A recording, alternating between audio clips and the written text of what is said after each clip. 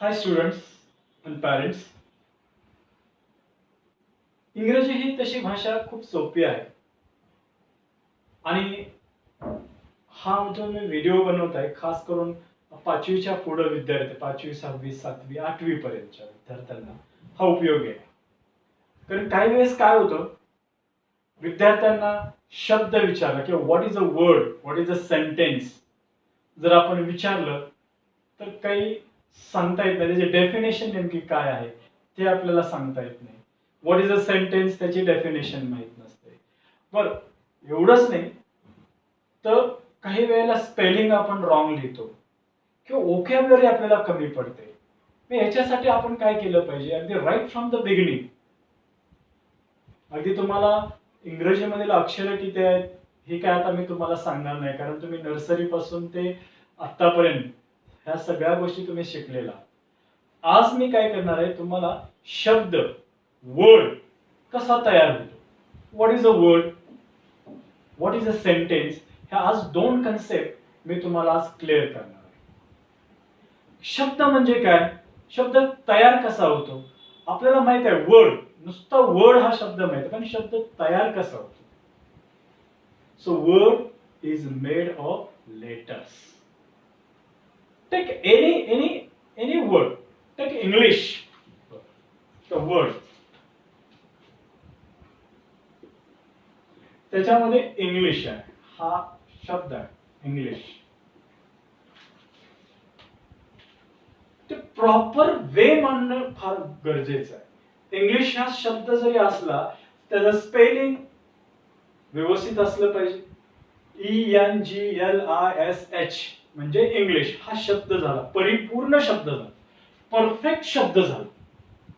ह्याला जर तुम्ही GNEILHS ह्याला काही शब्द म्हणू शकता तुम्ही? It is not a word. हे काहीतरी विचित्र दिसतंय, बरोबर ना? त्यामुळं शब्द सुद्धा कसा असला पाहिजे, एकदम प्रॉपर वे असला पाहिजे. त्याची रचना जी असेल, त्याचे स्पेलिंग असेल, त्याच्या स्टेप बाय स्टेप काही त्याच्या मेथड्स असतात त्या आपल्याला माहिती असणं फार गरजेचं आहे. त्यामुळे शब्द जेव्हा तुम्ही लिहिता त्या शब्दाचं स्पेलिंग आपल्याला परफेक्ट असलं पाहिजे. फॉर एक्झाम्पल एखाद्या मुलाचं नाव असेल राजू, त्याला तुम्ही शब्द म्हणणार ना, कारण हे प्रॉपर आहे. RAJU राजू. तेच तुम्ही JUAR हे काय जॉब, त्याला काय नाव आहे का? नाहीये. म्हणून शब्द फार महत्वाचा आहे. त्यासाठी स्पेलिंग येणं महत्वाचं आहे. आपल्याला स्पेलिंग तयार करणं महत्वाचं आहे. त्याच्यामध्ये प्रकार कुठले आहेत, स्पेलिंग तयार करताना कोणकोणते वॉवल्स, त्यानंतर तुम्हाला स्वर, व्यंजन ह्या गोष्टी माहीत असणं फार गरजेचं आहे. आणि यासाठी तुम्ही काय केलं पाहिजे, पहिल्यांदा शब्द हा आपण आज पाहणार आहोत. शब्द कोणत्याही प्रकार, शब्दांच्या जाती ज्या मी तुम्हाला नंतर सांगणारच आहे. पण प्रथम तुम्ही शब्द हा तरी लक्षात ठेवा की word is a made of letter which is arranged in a proper way.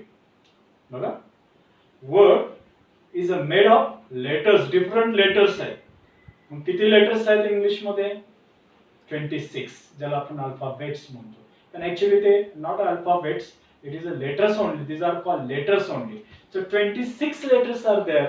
So all language, English language is depend on these 26 letters.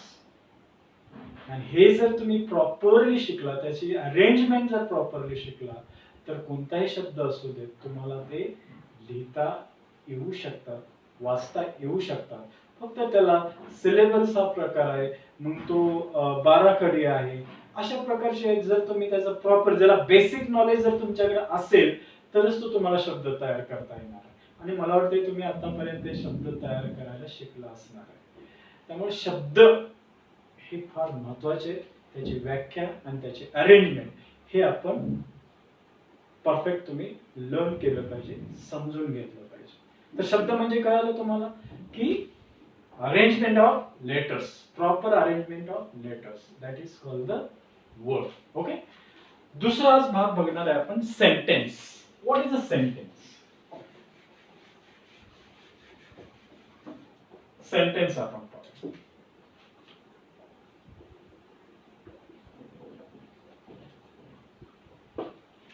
Sentence ज्याला मराठीमध्ये आपण काय म्हणतो वाक्य. या वाक्याचे पण प्रकार भरपूर आहेत, ते मी तुम्हाला नंतर सांगणारच आहे. पण पहिल्यांदा आपण बेसिक घेऊ. मग ते कशा प्रकारचे वाक्य आहेत किंवा what are the different types of the sentences ते मी आत्ताच नाही तुम्हाला सांगणार, पुढच्या व्हिडिओमध्ये मी तुम्हाला निश्चित सांगणार. पण सेंटेन्सचा अर्थ काय, व्हॉट इज द सेंटेन्स, वाक्य म्हणजे काय. आता मी इथे लिहितो, is my India country. Is my India country काय वाटतं, what is this, is it correct, can we call it sentence, याला आपण वाक्य म्हणू शकतो? नाही, never. Why? Words are arranged, if the words are arranged in a proper order and that also meaningful, that is very important. The words which are arranged in a proper manner, proper way, which has a definite meaning, then it is called the sentence. आता हे words आहेत, हे arrange केले. Is my India country, these are arranged. Are these in a proper way? No. So we can't call it as a sentence. ह्याला आपण वाक्य म्हणू शकत नाही. बघा, मी शाळेत जातो मी शाळेत, वाक्य आहे. पण मराठीमध्ये जशी भाषा आपण बोलू तशी वळवू तशी ती वळवली जाते. पण इंग्लिश मध्ये आपण तसं नाही करू शकत. It has a definite format आणि त्या फॉर्मॅट मध्येच ते सेंटेन्स आपल्याला बसवायचं असतं. जसं S plus V plus O, subject, verb and object. हे मी तुम्हाला सांगणारच आहे, पण हा पॅटर्न आहे सेंटेन्सचा. सब्जेक्ट म्हणजे कर्ता, कर्त्यानंतर काय येतं, क्रियापद ज्याला आपण वर्ब म्हणतो, आणि नंतर ऑब्जेक्ट येतं. काही वेळेला ऑब्जेक्ट येत नाही. फॉर एक्झाम्पल, आय ईट, मी खातो. मी आंबा खातो. मराठीमध्ये कर्ता वेगळा. आता बघा, for example, I eat a mango. Yes, subject आहे, प्लस eat verb आहे, a mango is object. मी आंबा खातो. हेच मराठीमध्ये घ्या बरं, मी आंबा खातो. मराठीमध्ये वेगळा पॅटर्न येतो. मी म्हणजे इथं कोण आला, कर्ता, ज्याला आपण यस म्हणतो. आंबा इथं ऑब्जेक्ट आलं, कर्म आहे, आणि खातो हे काय आहे, वर्ब आहे, क्रियापद. म्हणजे मराठीमध्ये वेगळं आहे, यस ओ व्ही. हे आता फक्त तुमच्या माहितीसाठी मी सांगितलं. S plus O plus V ही मराठीमध्ये पॅटर्न आहे वाक्याचा. आणि इंग्रजीमध्ये आपलं, कारण आपल्याला इंग्रजी शिकायचं म्हणून इंग्रजी मधला जो पॅटर्न आहे वाक्याचा तो S plus V plus O हा पॅटर्न लक्षात ठेवायचा. मी फक्त इंग्रजी विषयीच बोलतो. S plus V plus O म्हणजे इथं बघा, is my India country, this is not the correct order of the sentence. So what will come, India is my country. India is my country. आता इथं आहे इंडिया, हा काय आला, कर्ता. इज वर्ब आणि माय कंट्री इज ऑब्जेक्ट. म्हणजे it has a proper format. लक्षात ठेवा. म्हणजे वाक्य जेव्हा आपण बनवतो तेव्हा हा पॅटर्न लक्षात ठेवला पाहिजे की पहिला कर्ता आला पाहिजे, नंतर क्रियापद आणि नंतर ऑब्जेक्ट. कर्ता म्हणजेच सब्जेक्ट, क्रियापद म्हणजेच वर्ब आणि कर्म म्हणजेच ऑब्जेक्ट. याच्यामध्येच इंग्रजीचा हा जे सेंटेन्सचा पॅटर्न आहे तो दडलेला आहे. त्यामुळे वाक्य बनवतो किंवा तुम्ही बोलता त्यावेळी आपण काय करतो, मराठीमध्ये पहिल्यांदा विचार करतो मग वाक्य बोलत असतो. फॉर एक्झाम्पल, मराठीमध्ये आपण काय म्हणतो, मी शाळेत जातो.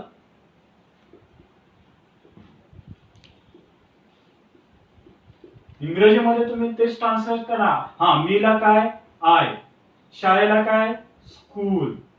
जातोला काय गो, आय स्कूल गो. हे कसं वाटतं? This is not the correct format. म्हणून पहिल्यांदा मराठीमध्ये थिंकिंग करून मग इंग्लिशमध्ये सेंटेन्स करायचं तर ते चुकीचं आहे. हा फॉर्मॅट लक्षात ठेवा, S plus V plus O. हा जर तुम्हाला वाक्याचा फॉर्मॅट कळला तर सेंटेन्स कोणत्याही प्रकारचे असू दे तुम्हाला ते करता येतात. त्याचे प्रकार आहेत, ते प्रकार जेव्हा मी तुम्हाला शिकवेन त्यावेळेला लक्षात येईल. त्यामुळे शब्द आणि वाक्य याच्यामध्ये फरक आहे. शब्द हा एकच असतो, पण it is a made of different letters. ते सुद्धा in a proper letter manners असले पाहिजे, त्याचे प्रॉपर वेने ते आपल्याला मांडता आले पाहिजे, तरच तो शब्द तयार होणार आहे.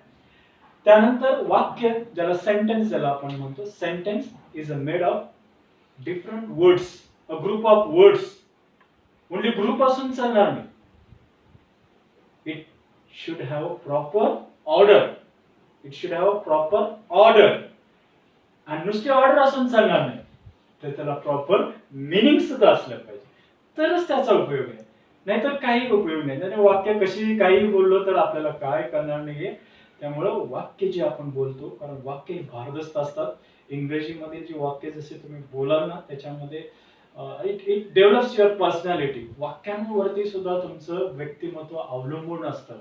पण त्याच्यासाठी काय हवंय, आपल्याकडे वोकॅब्युलरी असणं आवश्यक आहे. शब्द तयार करायचे, वाक्य तयार करायचे म्हणजे वोकॅब्युलरी. वोकॅब्युलरी म्हणजे काय? शब्दांचा संग्रह असणं गरजेचं आहे. आणि हा शब्दांचा संग्रह कधी तुम्ही निर्माण करू शकता, जर तुम्ही जास्तीत जास्त वाचायला लागला, लिहायला लागला, ऐकायला लागला, तर तुमच्याकडं साठा तयार होतो. तो साठा तयार करायसाठी तुम्ही काय केलं पाहिजे? न्यूजपेपर वाचले पाहिजे. आपला जे टेक्स्ट बुक आहे ते टेक्स्ट बुक वाचा, त्याच्यामध्ये नवनवीन शब्द असतात. त्याच्यानंतर तुम्ही टेलिव्हिजनच्या न्यूज वाचा, ऐका, बघा तुम्हाला कितीतरी नवनवीन शब्द मिळतात. मित्रांनो, तुम्ही मुलांनो एक लक्षात ठेवा, रोज तुम्ही एक 5 शब्द जर पाठ केले, नवीन 5 शब्द, तर महिन्याला जवळजवळ 150 शब्द तयार होतात. 150 म्हणजे काय? You can become a professor of English, you know. म्हणून तुम्ही काय करा, 10 आपल्याला 24 तासामध्ये 10 करा, बघा 300 नवीन शब्द तयार होतात. शक्य आहे की नाही?